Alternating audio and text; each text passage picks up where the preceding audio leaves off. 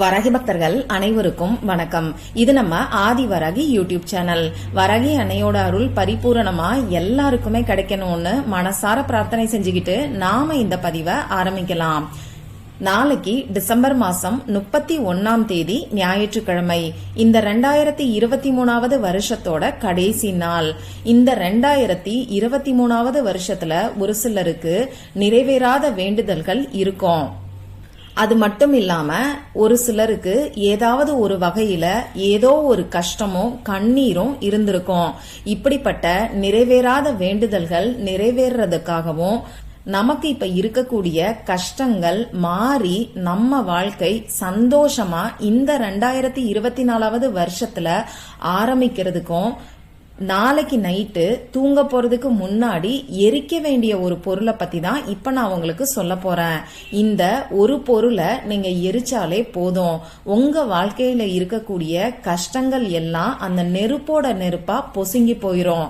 நிறைவேறாத வேண்டுதல்கள், நீங்க நடக்கவே நடக்காதுன்னு நினைச்ச விஷயங்கள் கூட உடனடியா உங்களுக்கு நடக்க ஆரம்பிக்கும்.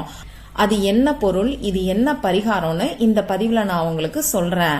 நாளைக்கு இந்த வருஷத்தோட கடைசி நாள்ல நமக்கு பஞ்சமி திதியும் சேர்ந்து வருது. இந்த பஞ்சமி திதி அன்னைக்கு நம்ம வாராகி அம்மாவுக்கு செய்ய வேண்டிய வழிபாடுகளை பத்தி ஏற்கனவே ஒரு வீடியோல நான் உங்களுக்கு கொடுத்திருக்கேன். அது மட்டும் இல்லாம இந்த 2023வது வருஷத்தோட கடைசி நாள்ல செய்ய வேண்டிய பரிகாரங்களை பத்தியும், ஜனவரி மாசத்தோட முதல் நாள் அன்னைக்கு நாம செய்ய வேண்டிய பரிகாரங்களை பத்தியும் நிறைய பதிவுகள் தொடர்ந்து நான் உங்களுக்கு கொடுத்துக்கிட்டு இருக்கேன். இந்த பதிவுகள் எல்லாத்தோட லிங்கையும் டிஸ்கிரிப்ஷன் பாக்ஸ்லயும் மேல ஐகார்ட்லயும் நான் உங்களுக்கு கொடுக்கறேன். கண்டிப்பா செக் பண்ணி பாருங்க. நிச்சயமா அது உங்க எல்லாருக்குமே யூஸ்ஃபுல்லா தான் இருக்கும். எல்லா பரிகாரத்தையும் செய்யணுமான்னு சொல்லி யோசிக்க வேண்டாம். உங்களால எது முடியுதோ அதை மட்டும் முழு நம்பிக்கையோட நீங்க செய்யுங்க. எந்த ஒரு பரிகாரமும் நீங்க நம்பிக்கையோட செய்யும் போது நிச்சயமா உங்களுக்கு கை மேல பலன் கிடைக்கும். அந்த வகையில நாளைக்கு இந்த வருஷத்தோட கடைசி நாள்ல நாம செய்ய வேண்டிய பரிகாரம் என்னன்னு இப்ப நான் உங்களுக்கு சொல்றேன். இந்த பரிகாரத்தை யாரெல்லாம் செய்யலாம்னு பாத்தீங்கன்னா எல்லாருமே செய்யலாம். நமக்கு எந்த விதமான கட்டுப்பாடுகளுமே கிடையாது.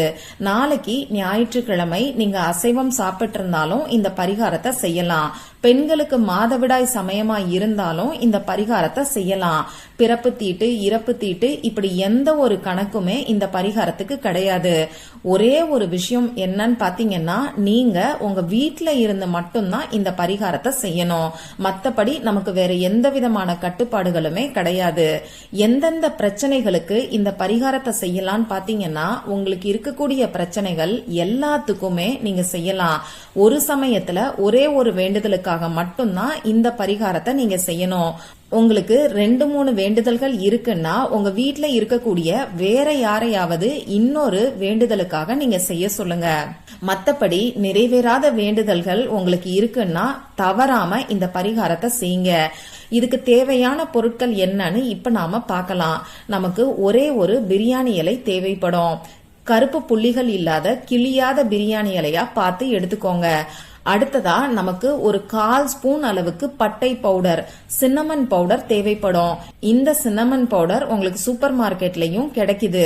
அப்படி இல்லைன்னா வீட்டுல பட்டை துண்டை எடுத்து 1-2 பவுடர் பண்ணிட்டு கூட இந்த பரிகாரத்துக்கு நீங்க யூஸ் பண்ணிக்கோங்க.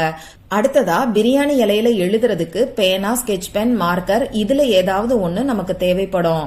கிரீன் கலர்ல இங்கு வரக்கூடிய பேனா, ரெட் கலர்ல இங்கு வரக்கூடிய பேனா, அப்படி இல்லைன்னா ப்ளூ கலர்ல இங்கு வரக்கூடிய பேனாவை நீங்க யூஸ் பண்ணிக்கோங்க. பணம் சம்பந்தப்பட்ட வேண்டுதல்கள் உங்களுக்கு இருக்குன்னா கிரீன் கலரை பயன்படுத்திக்கோங்க. மற்ற வேண்டுதல்களுக்கு சிகப்பு நிறத்தை பயன்படுத்திக்கோங்க. கணவன் மனைவி ஒற்றுமைக்கும் லவ் சம்பந்தப்பட்ட பிரச்சனைகள் இருக்கிறவங்களும் பிங்க் கலர்ல இங்கு வரக்கூடிய பேனா இருந்தா பயன்படுத்திக்கோங்க. இப்படி பிங்க் கலர் இல்லைன்னா பரவாயில்ல, ரெட் கலரையோ ப்ளூ கலரையோ நீங்க யூஸ் பண்ணிக்கோங்க. அடுத்ததான் நமக்கு தேவைப்படக்கூடிய பொருள் கற்பூரம். ஒன்னு பச்சை கற்பூரம், அப்படி இல்லைன்னா சாதாரண கட்டி கற்பூரத்தை நீங்க எடுத்து வச்சுக்கோங்க. நாளைக்கு நைட்டு நீங்க தூங்க போறதுக்கு முன்னாடி இந்த ஈர்ப்பு விதி பயிற்சிய நைட்டு 12 மணிக்குள்ள நீங்க செஞ்சு முடிச்சிருங்க. இதுல இன்னொரு சின்ன டிப்ஸையும் நான் உங்களுக்கு சொல்றேன்.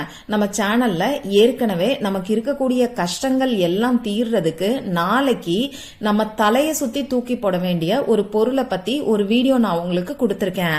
அந்த வீடியோல சொல்லியிருக்கக்கூடிய பரிகாரத்தை செஞ்சு முடிச்சதுக்கு அப்புறமா இந்த பரிகாரத்தை நீங்க செஞ்சீங்கன்னா உங்களுக்கு இன்னமுமே நல்ல பலன்கள் கிடைக்கும். கை மேல உடனடியா பலன் கிடைக்கும்.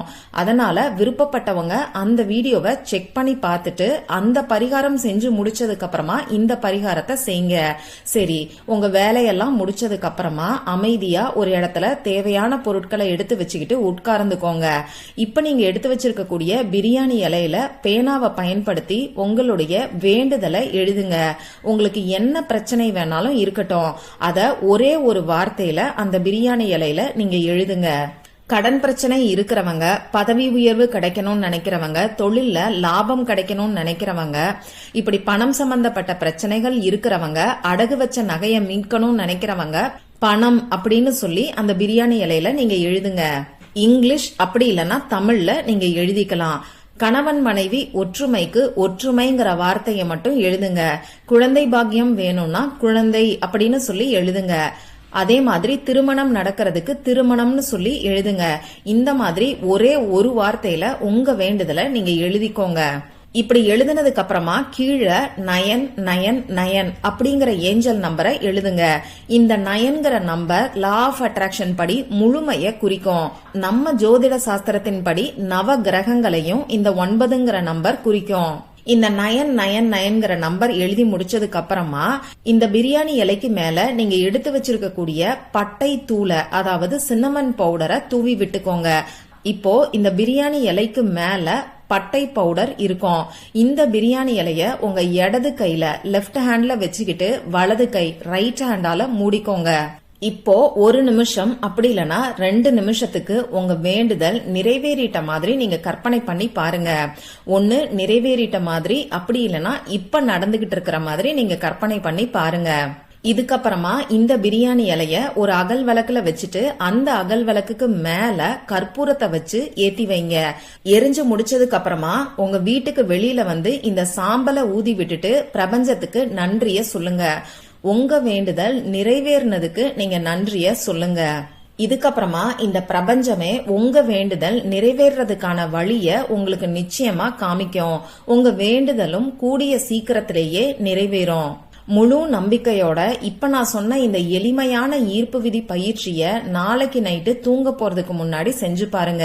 நிச்சயமா எல்லாருக்குமே 100% ரிசல்ட் கிடைக்கும்.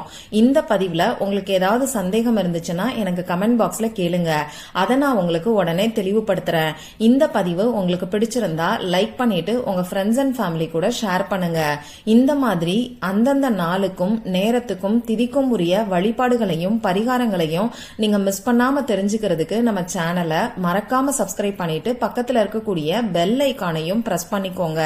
மற்றும் ஒரு பயனுள்ள பதிவுல நாம சந்திக்கலாம். நன்றி.